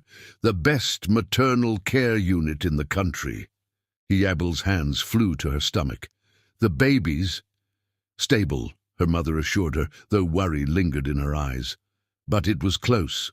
They performed emergency surgery to stop the bleeding. Memories flooded back. The gala, the argument, the sudden pain. How long? 2 days. They kept you sedated to give your body time to heal. 2 days. Hayabel tried to process this. Chandler? Her mother's expression softened. Hasn't left the hospital. The doctors banned him from your room. His anxiety was affecting the monitors. He's been in the waiting area since they brought you in. Exhaustion pulled at Hayabel, but one question remained. The twins. Will they be okay? The doctors are cautiously optimistic. You'll need complete bed rest for the remainder of the pregnancy, but if all goes well... Her mother squeezed her hand. Now rest. I'll tell them you woke briefly. Sleep reclaimed her before she could protest. The next time Hayabel woke, a different presence occupied the chair beside her bed.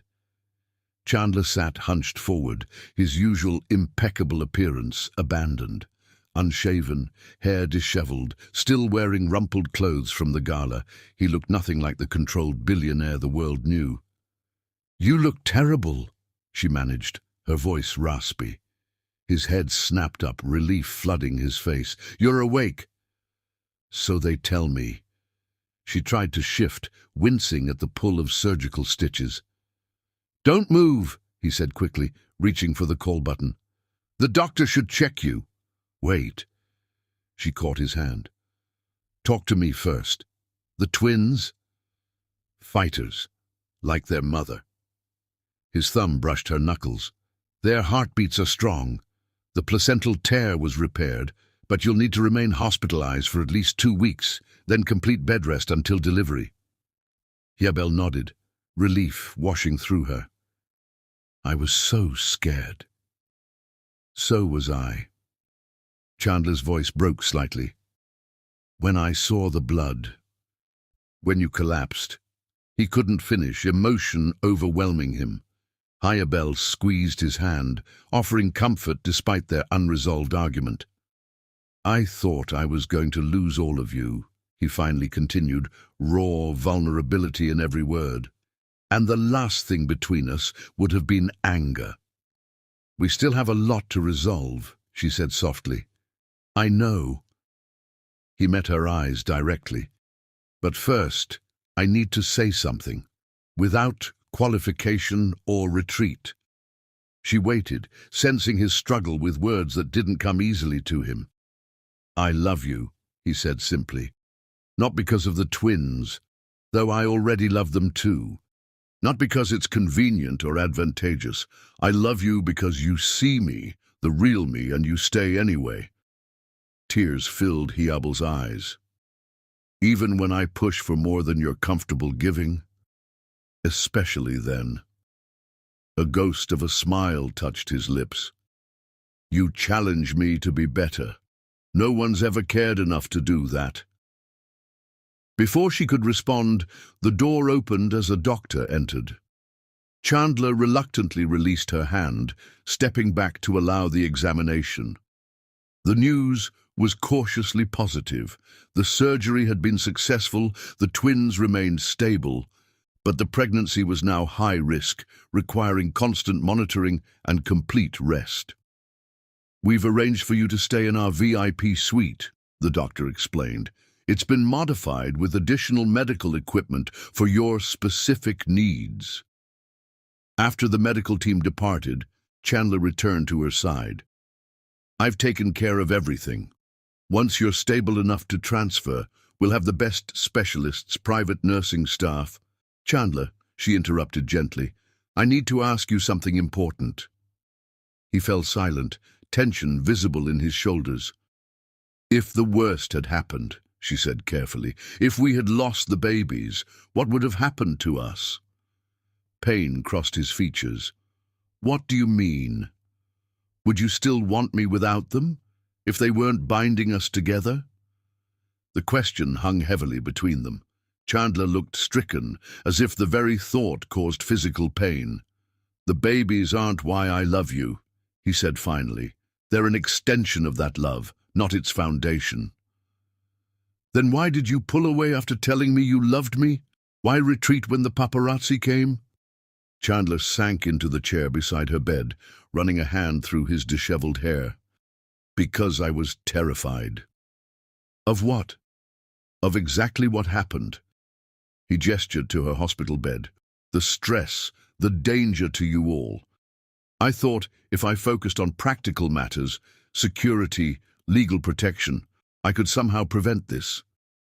Yabel's expression softened. You can't control everything, Chandler, not even to protect the people you love. I'm beginning to understand that, he admitted. These past 2 days, sitting in that waiting room, unable to do anything. He shook his head. It was hell. Something shifted between them, a new understanding, perhaps. Chandler reached for her hand again, his touch gentle. When I thought we might lose the babies, he continued quietly, my first thought wasn't about losing my heirs or my legacy. It was about the pain you would suffer, about how I would help you through it, about us, facing it together. Tears slipped down Yabel's cheeks. That's what I needed to hear. A nurse entered with a portable ultrasound machine for the twins' scheduled monitoring. Chandler moved to leave, but Yabel held his hand tighter. Stay, she said simply. Together, they watched the screen as the technician located first one tiny heartbeat, then another. The sound filled the room, rapid, strong, miraculous. Twin boys, the technician announced, smiling. both measuring right on target despite the complications. Chandler's grip on Hiabel's hand tightened at the news. "Boys," he repeated, voice barely audible. "Congratulations, Mr. Rio," the technician said. "You're having sons." When they were alone again, Chandler seemed transformed, the last of his carefully constructed walls crumbling completely. "Two sons," he whispered, wonder and terror mingling in his voice. "I don't know how to be a father to sons. My own father." "Your father died when you were young," Hiabel said gently. "You told me that much." Chandler shook his head. "Another partial truth. My father abandoned us when I was 4. The man my mother married after, he's the one who died in the car crash with her." This new revelation explained so much about his fear of abandonment, his control issues. "I've never told anyone that," he admitted. "Not even Marcus knows my biological father walked away." "Thank you for telling me now," she said softly. "No more partial truths," he promised. "No more compartments. If you'll still have me, still want to try building something real together, I want all of it. The whole messy, frightening, wonderful truth of family." Hiabel studied his face, seeing genuine transformation in his vulnerable expression. "I love you too, you know," she finally said. "I never answered you that night." Relief washed over his features. Carefully mindful of her IV lines and monitors, Chandler leaned down to kiss her, gently, reverently, a promise more binding than any contract they could sign. When they parted, he rested his forehead against hers. "We'll get through this. All 4 of us." "All 4 of us," she agreed. For the first time since learning of her pregnancy, Hiabel felt true hope. Not just for her children's health, but for the family they might build together.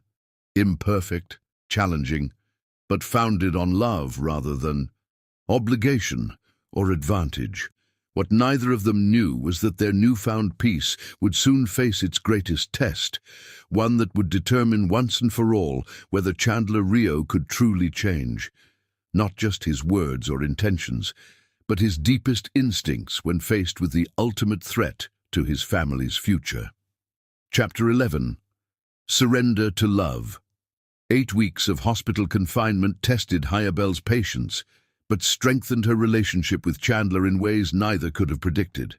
He transformed a portion of the VIP suite into a functional office, conducting business from her bedside rather than returning to Virginia. "The board can wait," he said, when she expressed concern about his neglected empire. "You and the boys can't." Her mother split time between the hospital and managing the renovation of Chandler's Virginia estate.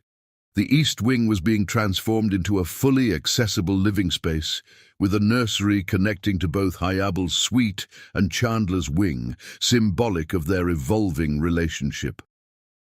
"If you don't mind," he'd asked tentatively, showing her the plans. "I thought having the nursery between our rooms might be practical." Hiabel had recognized the arrangement for what it was, Chandler's hopeful vision of their future, with space for independence, but easy access to each other. At 34 weeks, with the twins' development strong despite the earlier complications, doctors declared Hiabel stable enough for transfer. The private medical jet waited on the tarmac, converted into a flying hospital room for the journey back to Virginia. "Home," Chandler said, helping her aboard with tender care. "Finally taking you home." The word caught her attention. "Home." He looked momentarily uncertain. "If that's what you want it to be." Hiabel squeezed his hand. "I think it is." The renovated wing exceeded all expectations. Sunlight streamed through floor-to-ceiling windows overlooking the gardens, while the nursery, painted in soothing greens and blues, was a masterpiece of thoughtful design. "You did all this while handling Rio Enterprises remotely?" Hiabel marveled, touring the space in the wheelchair doctors still insisted upon. "I had help," Chandler admitted. "Your mother has exceptional taste." The month before delivery passed in peaceful preparation.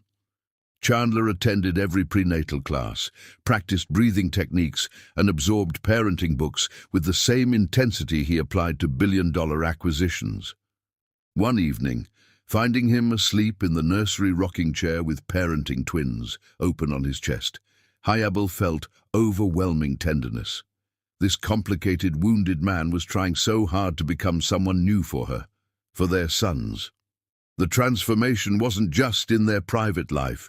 Publicly, Chandler shocked the business world by announcing a humanitarian initiative focused on foster children and family preservation, a billion-dollar commitment accompanied by his first-ever personal interview discussing his childhood experiences. "Why now?" the journalist had asked. "Becoming a father changes your perspective," Chandler replied simply. "Some cycles need to be broken." The interview revealed more of his past than he'd ever shared publicly, though still less than Hayabel now knew. When the piece was published, reactions ranged from cynical to admiring, but Chandler seemed unbothered by either. "The only opinions that matter are in this house," he told her when she showed him the coverage. At 38 weeks, with the twins fully developed and Hayabel increasingly uncomfortable, her medical team scheduled a C-section. The night before the procedure, anxiety kept her awake, pacing her suite despite doctors' orders for rest. A soft knock interrupted her worries. Chandler entered, equally sleepless. "Can't rest either," he asked, joining her by the windows. "Terrified," she admitted. "What if I'm not a good mother? What if something goes wrong?" Instead of dismissing her fears, Chandler nodded. "I have the same thoughts. What if I repeat my father's mistakes? What if I can't connect with them emotionally?" The shared vulnerability, once so rare from him, now flowed naturally between them. Hayabel leaned against his chest, his arms wrapping around her and their sons.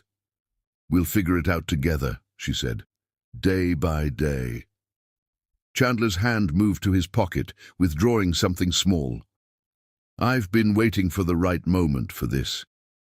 In his palm lay a ring, not the ostentatious diamond she might have expected, but a simple band of rose gold with small emeralds the color of his eyes. "It was my mother's," he explained quietly. "The only thing I have left of her." Hayabel's breath caught. "Chandler?" "I'm not asking for an immediate answer," he hastened to add. "Just a promise to consider it. After the boys are born, after you've had time to be sure about us." The humility in his request moved her deeply.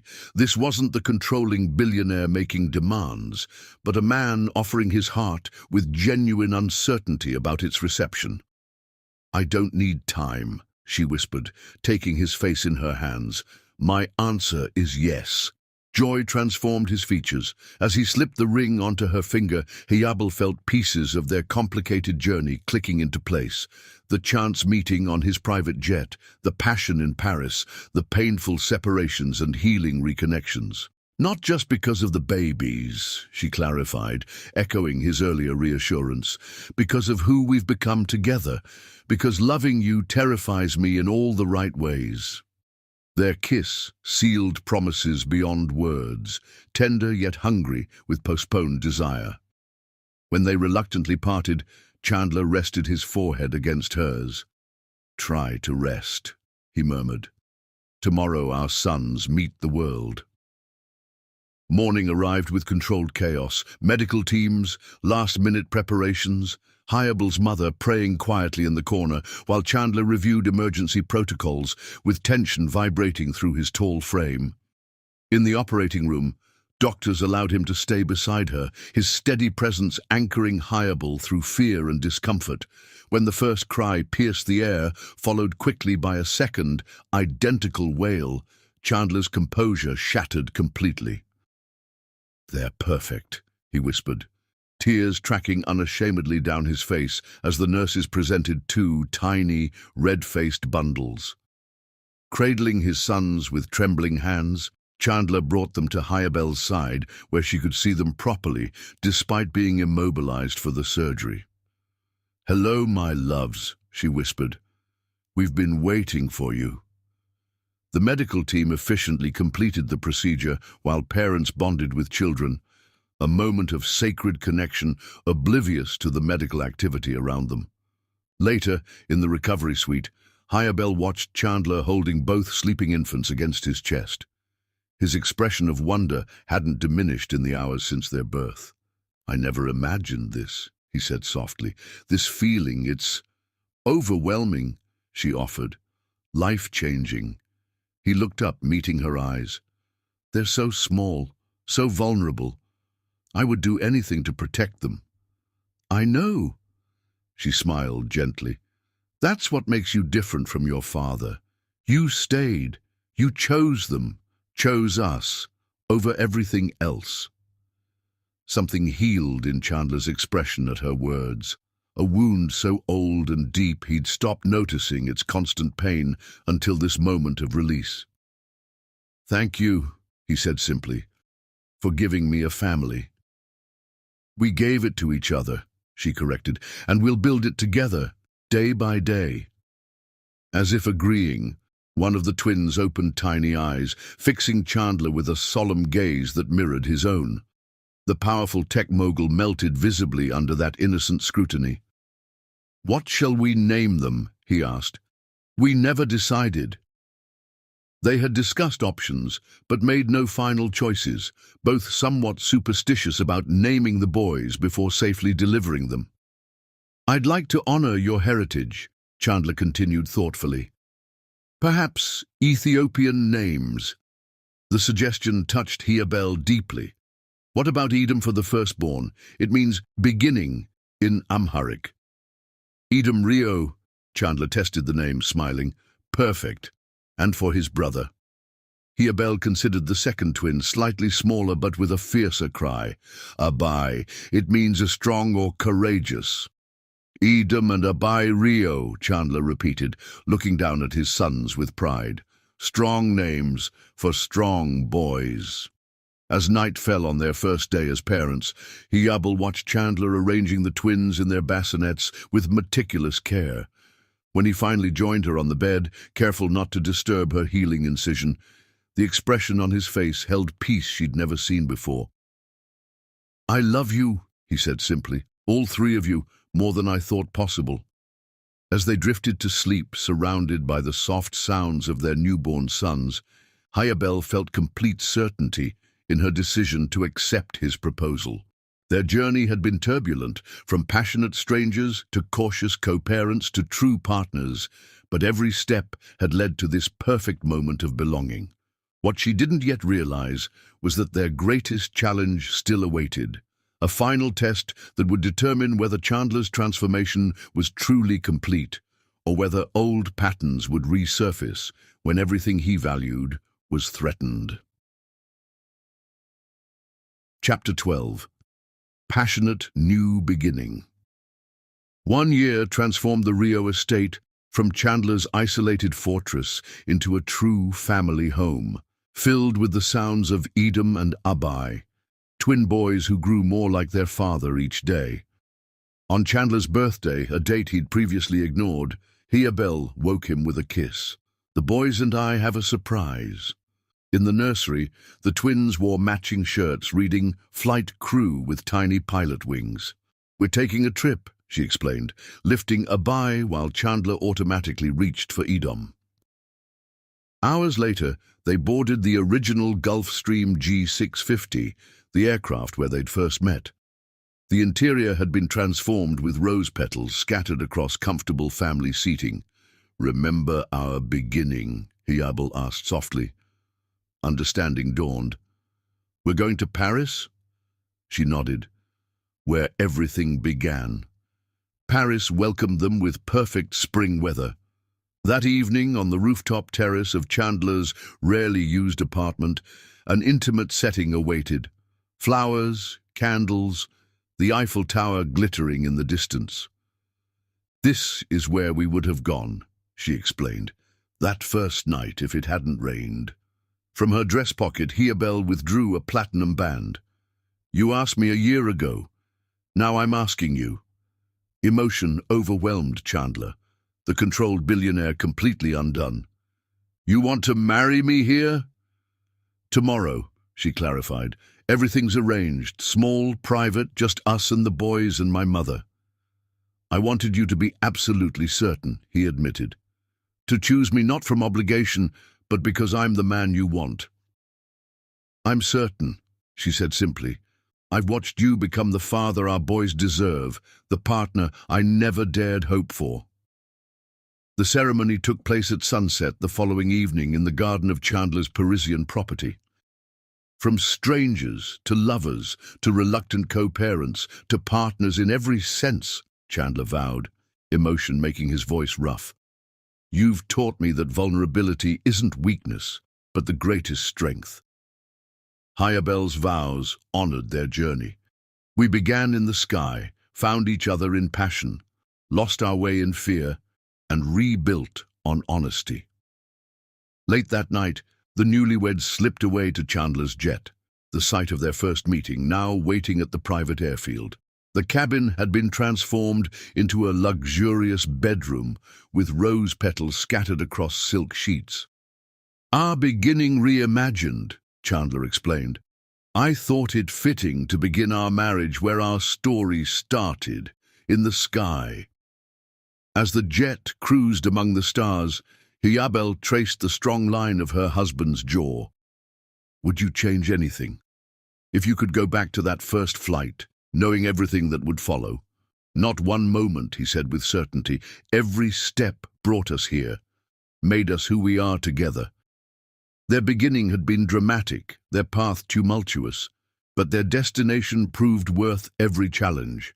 In each other's arms, with their sons sleeping safely nearby, they had found something precious, a love that had begun high above the earth, but found its true strength on solid ground.